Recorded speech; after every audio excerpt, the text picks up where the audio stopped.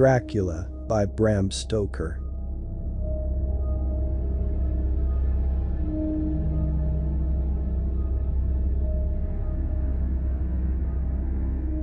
Chapter 1. Jonathan Harker's Journal.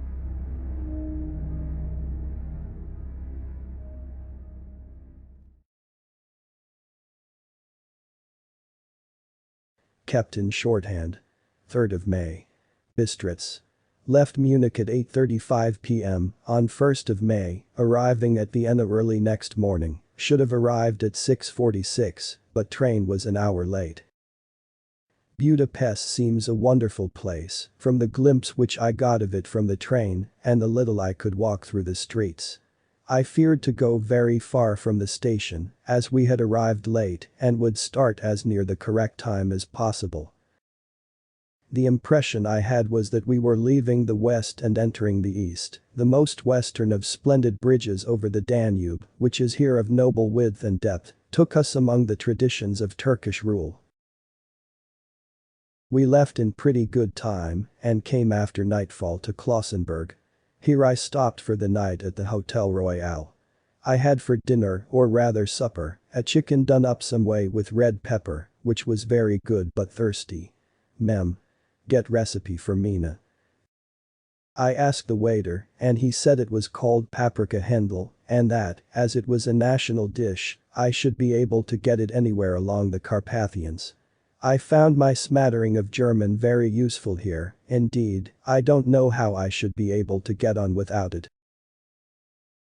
Having had some time at my disposal when in London, I had visited the British Museum and made search among the books and maps in the library regarding Transylvania. It had struck me that some foreknowledge of the country could hardly fail to have some importance in dealing with a nobleman of that country. I find that the district he named is in the extreme east of the country, just on the borders of 3 states, Transylvania, Moldavia and Bukovina, in the midst of the Carpathian Mountains, one of the wildest and least known portions of Europe. I was not able to light on any map or work giving the exact locality of the Castle Dracula, as there are no maps of this country as yet to compare with our own Ordnance Survey maps. But I found that Bistritz, the post town named by Count Dracula, is a fairly well-known place. I shall enter here some of my notes, as they may refresh my memory when I talk over my travels with Mina. In the population of Transylvania there are 4 distinct nationalities. Saxons in the south, and mixed with them the Wallachs, who are the descendants of the Dacians, Magyars in the west, and Siklis in the east and north. I am going among the latter, who claim to be descended from Attila and the Huns. This may be so, for when the Magyars conquered the country in the 11th century, they found the Huns settled in it. I read that every known superstition in the world is gathered into the horseshoe of the Carpathians, as if it were the center of some sort of imaginative whirlpool. If so, my stay may be very interesting. Mem. I must ask the Count all about them. I did not sleep well, though my bed was comfortable enough, for I had all sorts of queer dreams. There was a dog howling all night under my window, which may have had something to do with it, or it may have been the paprika, for I had to drink up all the water in my carafe and was still thirsty. Towards morning I slept and was wakened by the continuous knocking at my door, so I guess I must have been sleeping soundly then. I had for breakfast more paprika and a sort of porridge of maize flour which they said was mamaliga, and eggplant stuffed with forcemeat, a very excellent dish, which they call implatata. Mem. Get recipe for this also. I had to hurry breakfast, for the train started a little before 8, or rather it ought to have done so, for after rushing to the station at 7:30, I had to sit in the carriage for more than an hour before we began to move. It seems to me that the further east you go, the more unpunctual are the trains. What ought they to be in China? All day long we seemed to dawdle through a country which was full of beauty of every kind. Sometimes we saw little towns or castles on the top of steep hills, such as we see in old missals. Sometimes we ran by rivers and streams, which seemed from the wide stony margin on each side of them to be subject to great floods. It takes a lot of water, and running strong, to sweep the outside edge of a river clear. At every station there were groups of people, sometimes crowds, and in all sorts of attire. Some of them were just like the peasants at home, or those I saw coming through France and Germany, with short jackets and round hats and homemade trousers, but others were very picturesque. The women looked pretty, except when you got near them, but they were very clumsy about the waist. They had all full white sleeves of some kind or other, and most of them had big belts with a lot of strips of something, fluttering from them like the dresses in a ballet, but of course there were petticoats under them. The strangest figures we saw were the Slovaks, who were more barbarian than the rest, with their big cowboy hats, great baggy dirty white trousers, white linen shirts, and enormous heavy leather belts, nearly a foot wide, all studded over with brass nails. They wore high boots, with their trousers tucked into them, and had long black hair and heavy black mustaches. They are very picturesque, but do not look prepossessing. On the stage they would be set down at once, as some old oriental band of brigands. They are, however, I am told, very harmless and rather wanting in natural self-assertion. It was on the dark side of twilight when we got to Bistritz, which is a very interesting old place. Being practically on the frontier, for the Borgo Pass leads from it into Bukovina, it has had a very stormy existence, and it certainly shows marks of it. 50 years ago, a series of great fires took place, which made terrible havoc on 5 separate occasions. At the very beginning of the 17th century, it underwent a siege of 3 weeks and lost 13,000 people, the casualties of war proper being assisted by famine and disease. Count Dracula had directed me to go to the Golden Krone Hotel, which I found, to my great delight, to be thoroughly old-fashioned, for of course I wanted to see all I could of the ways of the country.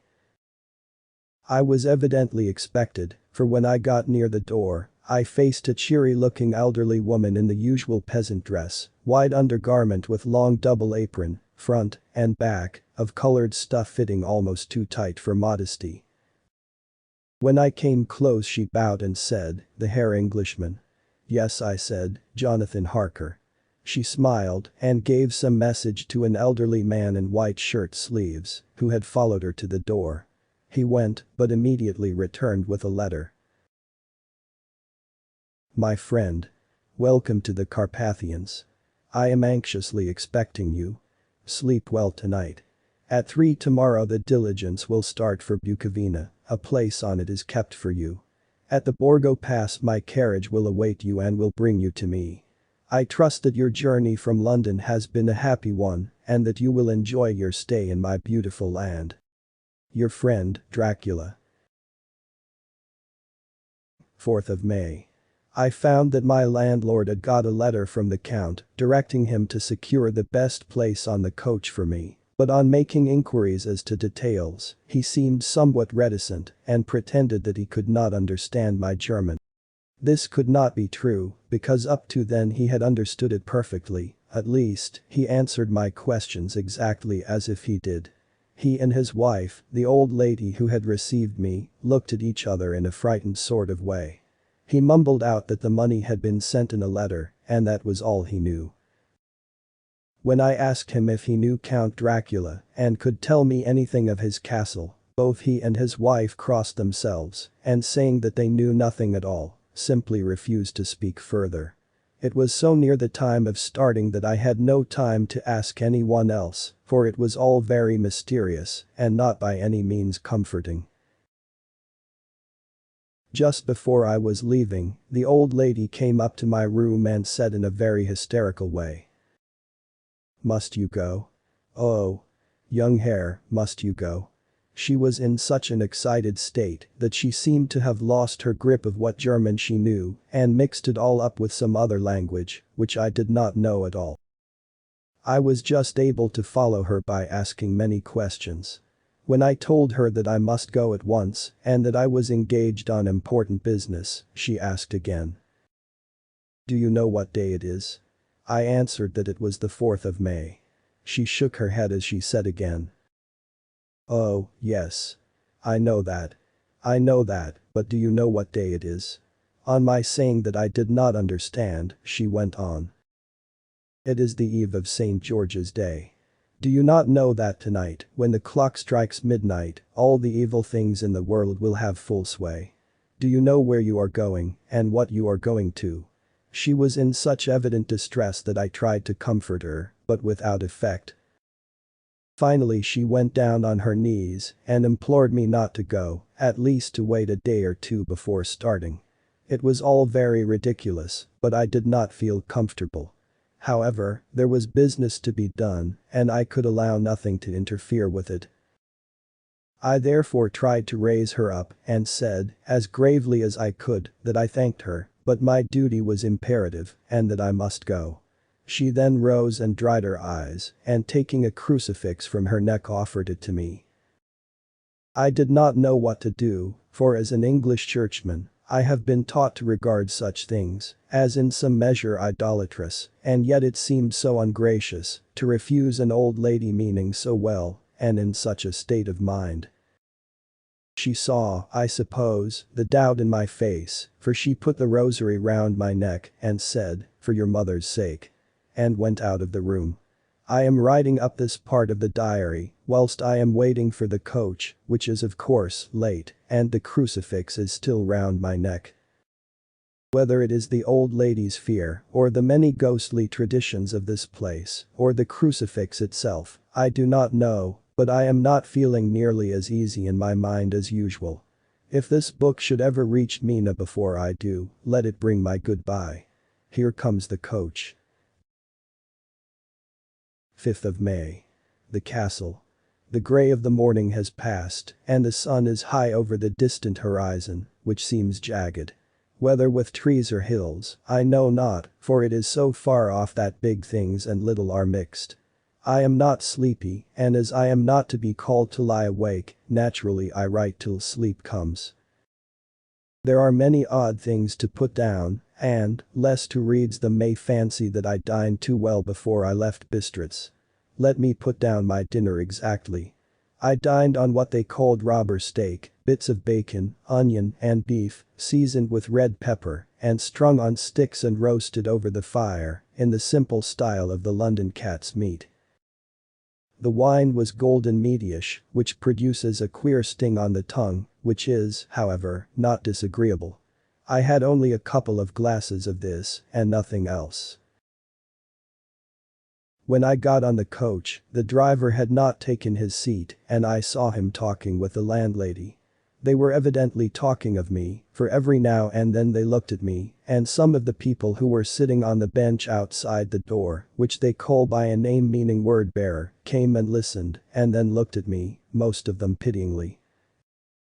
I could hear a lot of words often repeated, queer words, for there were many nationalities in the crowd, so I quietly got my polyglot dictionary from my bag and looked them out.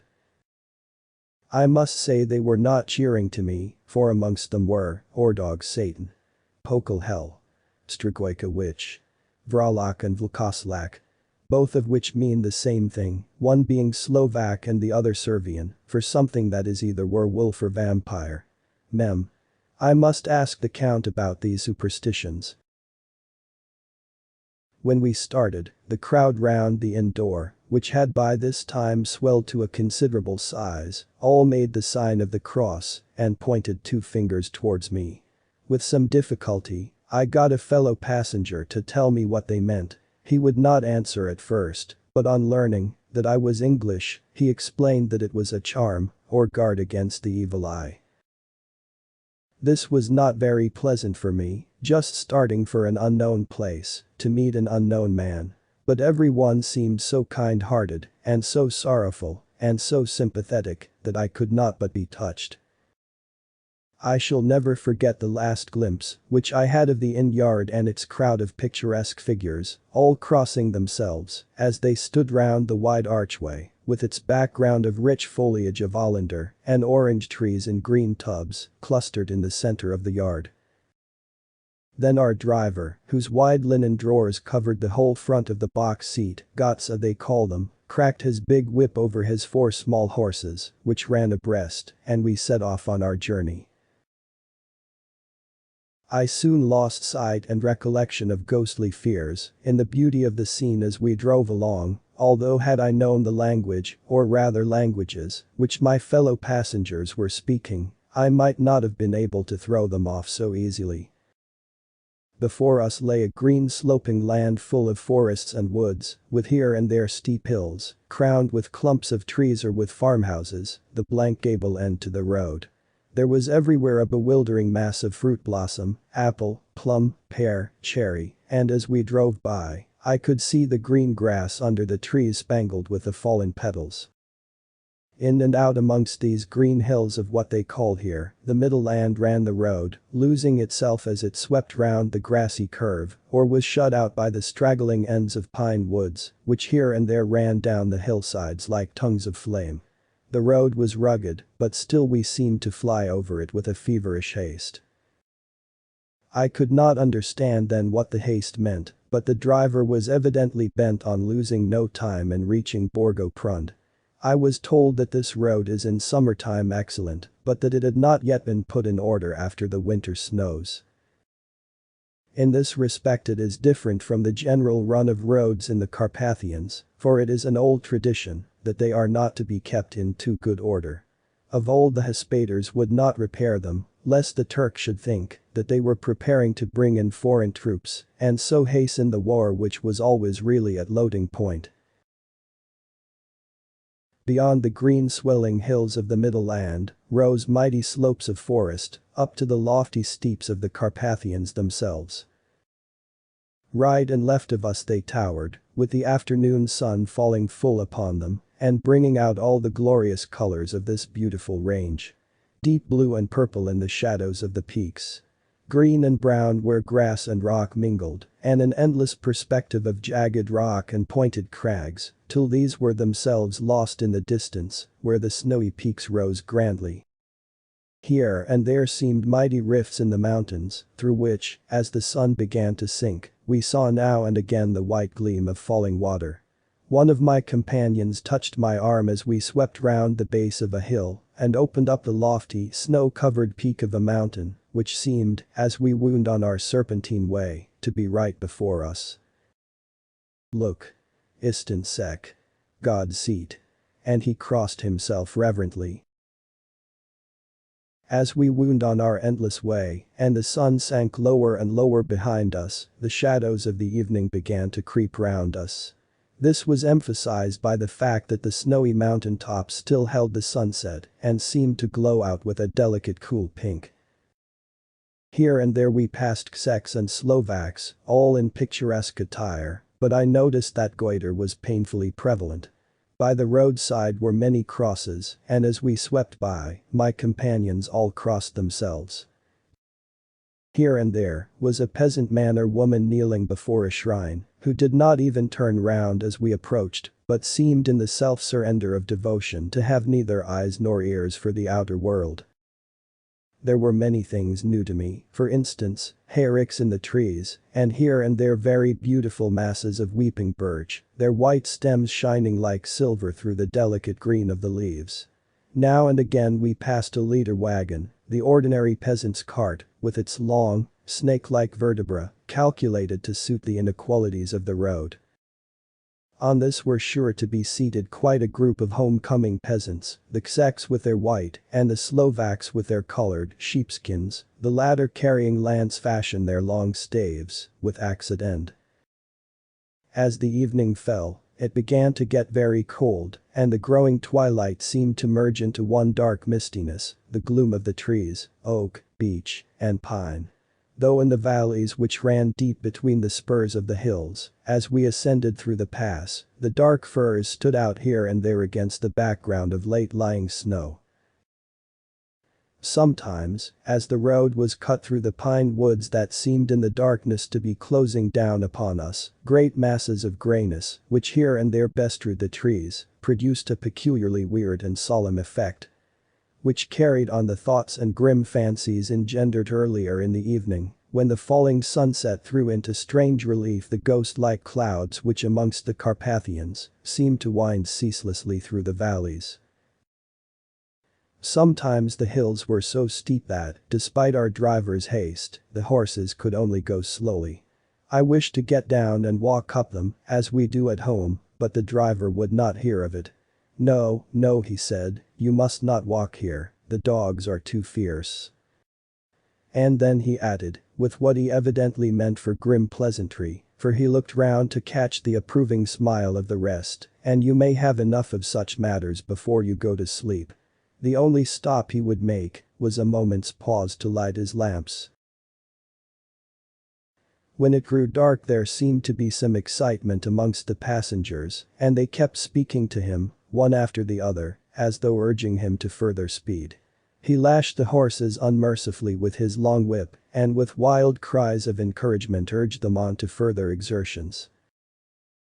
Then through the darkness I could see a sort of patch of grey light ahead of us, as though there were a cleft in the hills.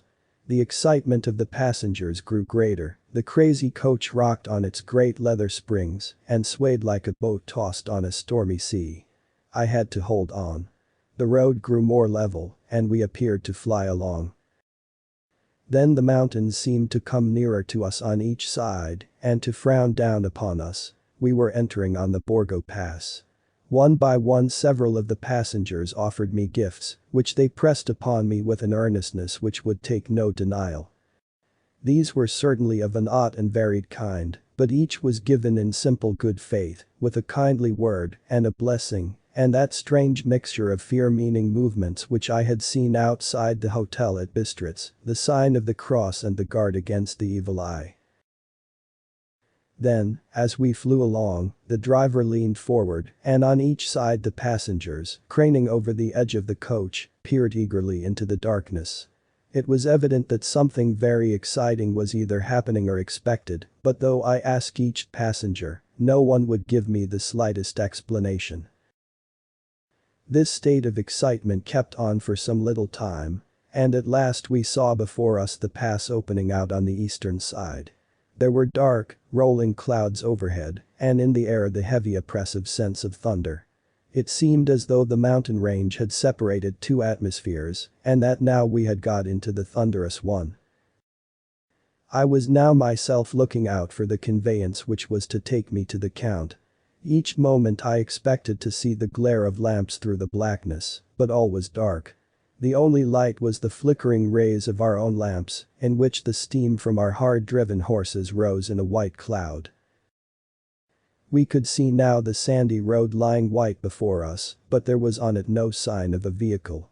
The passengers drew back with a sigh of gladness, which seemed to mock my own disappointment. I was already thinking what I had best do, when the driver, looking at his watch, said to the others something which I could hardly hear. It was spoken so quietly and in so low a tone, I thought it was an hour less than the time. Then turning to me, he said in German worse than my own. "There is no carriage here. The Herr is not expected after all. He will now come on to Bukovina and return tomorrow or the next day. Better the next day." Whilst he was speaking the horses began to neigh and snort and plunge wildly, so that the driver had to hold them up. Then, amongst a chorus of screams from the peasants and a universal crossing of themselves, a calich, with 4 horses, drove up behind us, overtook us, and drew up beside the coach. I could see from the flash of our lamps, as the rays fell on them, that the horses were coal-black and splendid animals. They were driven by a tall man, with a long brown beard and a great black hat, which seemed to hide his face from us. I could only see the gleam of a pair of very bright eyes, which seemed red in the lamplight, as he turned to us. He said to the driver, "You are early tonight, my friend." The man stammered in reply. The English Herr was in a hurry, to which the stranger replied, "That is why. I suppose you wished him to go on to Bukovina. You cannot deceive me, my friend. I know too much, and my horses are swift." As he spoke he smiled, and the lamplight fell on a hard-looking mouth, with very red lips and sharp-looking teeth, as white as ivory. One of my companions whispered to another the line from Burger's Lenore. Denn die Toten reiten schnell. For the dead travel fast. The strange driver evidently heard the words, for he looked up with a gleaming smile. The passenger turned his face away, at the same time putting out his 2 fingers and crossing himself. "Give me the hare's luggage," said the driver, and with exceeding alacrity my bags were handed out and put in the carriage. Then I descended from the side of the coach, as the carriage was close alongside, the driver helping me with a hand which caught my arm in a grip of steel. His strength must have been prodigious. Without a word he shook his reins, the horses turned, and we swept into the darkness of the pass. As I looked back I saw the steam from the horses of the coach by the light of the lamps, and projected against it the figures of my late companions crossing themselves. Then the driver cracked his whip and called to his horses, and off they swept on their way to Bukovina. As they sank into the darkness I felt a strange chill, and a lonely feeling came over me, but a cloak was thrown over my shoulders, and a rug across my knees, and the driver said in excellent German, "The night is chill, mein Herr, and my master the Count bade me take all care of you. There is a flask of Slivovitz, the plum brandy of the country, underneath the seat, if you should require it." I did not take any, but it was a comfort to know it was there all the same. I felt a little strangely, and not a little frightened. I think had there been any alternative I should have taken it, instead of prosecuting that unknown night journey. The carriage went at a hard pace straight along, then we made a complete turn and went along another straight road. It seemed to me that we were simply going over and over the same ground again, and so I took note of some salient point and found that this was so. I would have liked to have asked the driver what this all meant, but I really feared to do so, for I thought that, placed as I was, any protest would have had no effect in case there had been an intention to delay. By and by, however, as I was curious to know how time was passing, I struck a match, and by its flame looked at my watch. It was within a few minutes of midnight. This gave me a sort of shock, for I suppose the general superstition about midnight was increased by my recent experiences. I waited with a sick feeling of suspense. Then a dog began to howl somewhere in a farmhouse far down the road. A long agonized wailing, as if from fear. The sound was taken up by another dog, and then another and another, till, borne on the wind which now sighed softly through the pass, a wild howling began, which seemed to come from all over the country, as far as the imagination could grasp it through the gloom of the night. At the first howl the horses began to strain and rear, but the driver spoke to them soothingly, and they quieted down, but shivered and sweated as though after a runaway from sudden fright. Then, far off in the distance, from the mountains on each side of us began a louder and a sharper howling, that of wolves, which affected both the horses and myself in the same way. For I was minded to jump from the carriage and run, whilst they reared again and plunged madly, so that the driver had to use all his great strength to keep them from bolting. In a few minutes, however, my own ears got accustomed to the sound, and the horses so far became quiet that the driver was able to descend and to stand before them. He petted and soothed them, and whispered something in their ears, as I have heard of horse tamers doing, and with extraordinary effect, for under his caresses they became quite manageable again, though they still trembled. The driver again took his seat and shaking his reins, started off at a great pace. This time, after going to the far side of the pass, he suddenly turned down a narrow roadway which ran sharply to the right. Soon we were hemmed in with trees, which in places arched right over the roadway till we passed as through a tunnel, and again great frowning rocks guarded us boldly on either side. Though we were in shelter, we could hear the rising wind, for it moaned and whistled through the rocks, and the branches of the trees crashed together as we swept along. It grew colder and colder still, and fine powdery snow began to fall, so that soon we and all around us were covered with a white blanket. The keen wind still carried the howling of the dogs, though this grew fainter as we went on our way. The baying of the wolves sounded nearer and nearer, as though they were closing round on us from every side. I grew dreadfully afraid, and the horses shared my fear. The driver, however, was not in the least disturbed. He kept turning his head to left and right, but I could not see anything through the darkness. Suddenly, away on our left, I saw a faint flickering blue flame. The driver saw it at the same moment. He at once checked the horses and, jumping to the ground, disappeared into the darkness. I did not know what to do, the less as the howling of the wolves grew closer. But while I wondered, the driver suddenly appeared again and without a word took his seat, and we resumed our journey.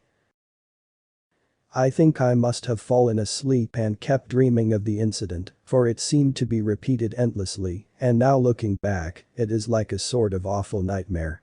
Once the flame appeared so near the road that even in the darkness around us, I could watch the driver's motions.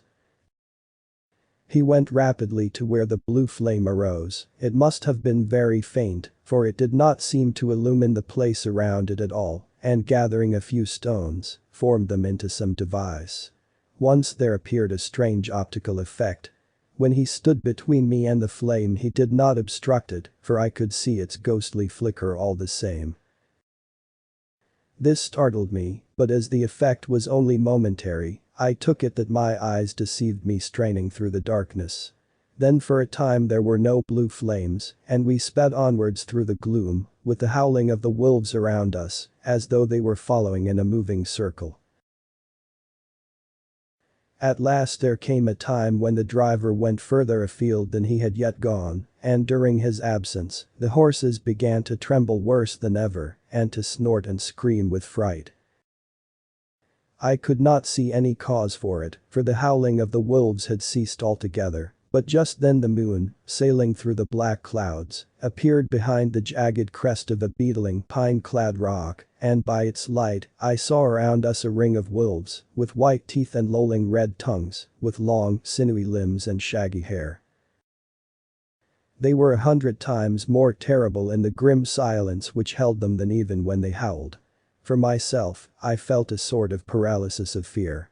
It is only when a man feels himself face to face with such horrors that he can understand their true import.